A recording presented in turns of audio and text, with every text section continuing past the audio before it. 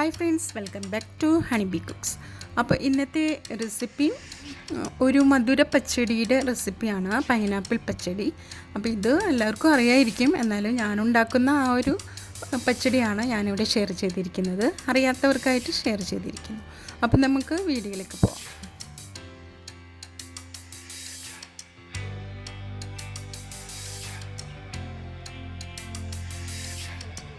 അപ്പോൾ പൈനാപ്പിൾ പച്ചടി ഉണ്ടാക്കാനായിട്ട് ഇവിടെ ഒരു പൈനാപ്പിൾ എടുത്തിട്ടുണ്ട്. പൈനാപ്പിൾ അധികം വലിയതൊന്നുമല്ല, അതൊരു കുഞ്ഞ് പൈനാപ്പിളാണ് എടുത്തിരിക്കുന്നത്. ഇതിൻ്റെ തൊലിയെല്ലാം ഇതുപോലെ കളഞ്ഞ് ഇത് നന്നായിട്ടൊന്ന് ചെറിയ പീസുകളായിട്ടൊന്ന് കട്ട് ചെയ്ത് എടുക്കണം. ഞാനിവിടെ നന്നായിട്ട് തന്നെ ചെറിയ പീസ് ആയിട്ട് തന്നെയാണ് ഇത് കട്ട് ചെയ്തെടുക്കുന്നത്. നന്നായി തിന്നായിട്ടാണ് മുറിച്ചെടുക്കുന്നത് കേട്ടോ. നല്ല കുറച്ച് നേരിയതായിട്ടാണ് ഇത് മുറിച്ചെടുത്തിരിക്കുന്നത്. എന്നിട്ട് ഇത് ഇതുപോലെ നന്നായിട്ട് ചെറിയ പീസായിട്ട് കട്ട് ചെയ്യാം. അതിനുശേഷം നമുക്കിതൊന്ന് പൈനാപ്പിളെല്ലാം കഴുകിയിട്ടാണ് എടുത്തിരിക്കുന്നത്. തൊലിയൊക്കെ കളഞ്ഞിട്ട് കഴുകിയിട്ടാണ് എടുത്തിരിക്കുന്നത്.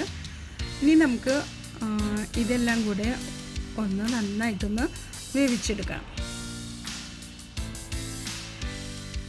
അപ്പോൾ നമ്മൾക്ക് ഇത് കുക്കാക്കി എടുക്കാനായിട്ട് ഞാനിവിടെ മൺചട്ടിയാണ് എടുത്തിരിക്കുന്നത്. അതിലേക്ക് ഇത് ഇട്ട് കൊടുക്കുന്നുണ്ട്. അതുപോലെ ഒരു 3 പച്ചമുളക് കീറിയെടുത്തതാണ്, അതും അതുപോലെ ഒരു 1/2 ടീസ്പൂൺ മഞ്ഞൾപ്പൊടിയും ചേർത്ത് കൊടുക്കുന്നുണ്ട്.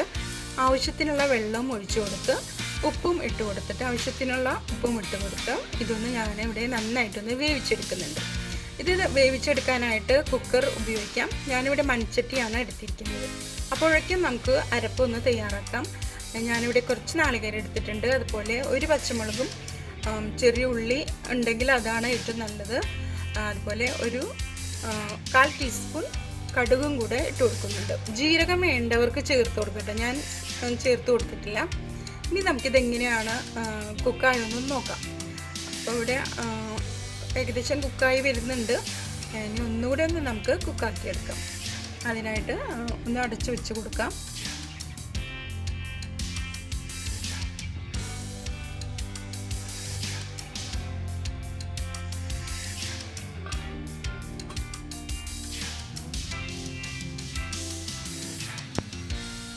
ഇപ്പം നമ്മളുടെ ഈ പൈനാപ്പിളൊക്കെ ഏകദേശം ഒന്ന് കുക്കായിട്ട് വന്നിട്ടുണ്ട്. അതിൻ്റെ വെള്ളമൊക്കെ ഒന്ന് വറ്റി വന്നിട്ടുണ്ട്. ഇനി നമുക്കിതിലേക്ക് ഈ അരപ്പൊന്ന് ചേർത്ത് കൊടുക്കണം. ഞാനിവിടെ ഈ അരപ്പ് ഇതിലേക്ക് ചേർത്ത് കൊടുത്ത് നന്നായിട്ടൊന്ന് മിക്സാക്കി കൊടുക്കുന്നുണ്ട്. നിങ്ങൾക്കിനി വേണമെങ്കിൽ മഞ്ഞൾപ്പൊടി ചേർത്ത് കൊടുക്കണമെങ്കിൽ ചേർത്ത് കൊടുക്കാം. അതേപോലെ ഇതിലേക്ക് മഞ്ഞൾപ്പൊടി ചേർത്ത് കൊടുക്കാതെയും ഈ പച്ചടി തയ്യാറാക്കും. ഇവിടെ ഞാനിപ്പോൾ മഞ്ഞൾപ്പൊടി ചേർത്ത് കൊടുത്തിട്ടുണ്ട്. ഇനി ഇതിലേക്ക് ഉപ്പ് വേണമെന്നുണ്ടെങ്കിൽ ഉപ്പിട്ട് കൊടുക്കാം. അതുപോലെ ഇതിലേക്ക് ഞാനൊരു ചെറിയ പീസ് ശർക്കര ചേർത്ത് കൊടുത്തിരുന്നു. അത് ഇതിന് മുന്നേ പറഞ്ഞിട്ടുണ്ടായിരുന്നില്ല. വേണ്ടവർക്ക് ചേർത്ത് കൊടുക്കാം, അല്ലാത്തവർക്ക് ഇത് സ്കിപ്പ് ചെയ്യാം കേട്ടോ. ശർക്കരയോ പഞ്ചസാരയോ ചേർത്ത് കൊടുക്കാം. ഞാനിവിടെ ചെറിയ പീസ് ശർക്കരയാണ് എടുത്തിരിക്കുന്നത്. ഇത് നന്നായിട്ടൊന്ന് മിക്സ് ആക്കിയിട്ട് നമുക്കിതൊന്ന് തിളപ്പിച്ചെടുക്കാം. നന്നായിട്ട് ഒന്ന് തിളപ്പിച്ചെടുത്തതിന് ശേഷം നമുക്ക് ഫ്ലെയിം ഓഫ് ചെയ്ത് കൊടുക്കാം. ഇവിടെ ഇപ്പോൾ നന്നായിട്ട് തന്നെ കുക്കായി വന്നു.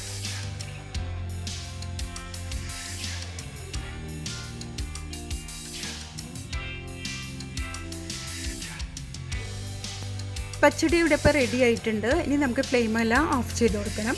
അതിനുശേഷം ഇതിലേക്ക് തൈര് ചേർത്ത് കൊടുക്കാം. അധികം പുളിയില്ലാത്ത തൈരാണ് ഞാനിവിടെ എടുത്തിരിക്കുന്നത്. ഒരു 2 ടേബിൾ സ്പൂണിന് മുകളിലായിട്ട് എടുത്തിട്ടുണ്ട്. നന്നായിട്ടൊന്ന് മിക്സാക്കി കൊടുത്തിട്ട് ഇതിലേക്കൊന്ന് ചേർത്ത് കൊടുക്കണം. എന്നിട്ട് നന്നായിട്ടൊന്ന് ഇളക്കി യോജിപ്പിച്ച് കൊടുക്കാം. ഇത് നന്നായിട്ട് തന്നെ ഞാനിവിടെ മിക്സാക്കി കൊടുക്കുന്നുണ്ട്. തൈരൊക്കെ ചേർത്ത് തന്നെ ഇപ്പോൾ നന്നായിട്ടൊന്ന് മിക്സാക്കി കൊടുക്കണം. അതിനുശേഷം നമുക്കിതിലേക്കൊന്ന് വറുത്തിടാനുണ്ട്. അതിനായിട്ട് ഒരു പാൻ വെച്ച് കൊടുത്ത് അതിലേക്ക് വെളിച്ചെണ്ണയാണ് ഒഴിച്ചു കൊടുക്കുന്നത്. വെളിച്ചെണ്ണ ഒഴിച്ചു കൊടുത്തതിന് ശേഷം ഇതിലേക്ക് കടുകിട്ട് കൊടുക്കാം. കടുകിട്ട് കൊടുത്തതിന് ശേഷം ഞാൻ സ്വല്പം ഉലുവ കൂടെ ചേർത്ത് കൊടുക്കുന്നുണ്ട്. അതിനുശേഷം വറ്റൽമുളക് 2-3 എണ്ണം ഇട്ട് കൊടുക്കുന്നുണ്ട്. അതുപോലെ തന്നെ ഒരു ടേബിൾ സ്പൂൺ ഉണങ്ങിയ മുന്തിരി കൂടെ ഇതിലേക്ക് എടുത്തിട്ടുണ്ട്. കുറച്ച് കറിവേപ്പിലയും കൂടെ ഇട്ട് കൊടുത്ത് നമുക്കിതൊന്ന് നന്നായിട്ടൊന്ന് വറുത്ത് നമ്മളുടെ ഈ പച്ചടിയിലേക്ക് ചേർത്ത് കൊടുക്കാം.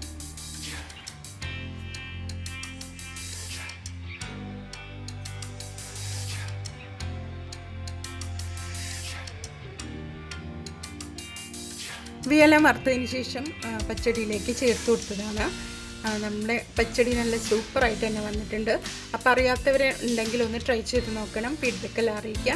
നിങ്ങളുടെ തുടർന്നുള്ള സപ്പോർട്ടും എനിക്കുണ്ടാകുമെന്ന് പ്രതീക്ഷിക്കുന്നു. അപ്പോൾ നമ്മൾക്ക് മറ്റൊരു ഈസി റെസിപ്പിയുമായിട്ട് വീണ്ടും കാണാം.